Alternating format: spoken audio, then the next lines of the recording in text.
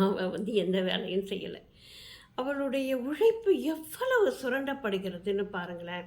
அவளுக்கு ஏதாவது சம்பளம் ஒரு ரூ. 5க்கு கூட கணவர் எதிர்பார்த்து நிக்கணும். "ஏன் இந்த தெண்ட செலவு பண்ற?" அப்படின்னு சொல்லி ரொம்ப சுலபமா கேட்பாங்க. "நீ என்ன சம்பாதிக்கலையா? சம்பாதிக்கிறவனுக்கு தான் இந்த கஷ்டம் தெரியும்." அப்படின்னு சொல்லி அ ரொம்ப ஈஸியா கேட்டுட்டு கடந்து போயிடுவாங்க. போயிட்டு உடம்பையும் கவனித்துக் கொள்ளாமல் மிச்ச மீதி உள்ளதெல்லாம் சாப்பிட்டு அம் அ அவங்களுடைய உடம்பு பார்த்தீங்கன்னா, ஆட்டோமேட்டிக்கா ஒரு 30, 35 வயசுலயே அவங்க வந்து ஒரு பெரிய ஒரு முதுமையை அடைஞ்சிட்ட மாதிரி ஆயிடுவாங்க. அப்பேற்பட்ட ஒரு சூழலுக்கு இந்த இந்த இந்த சமூகம் அவங்களை தள்ளிடும்.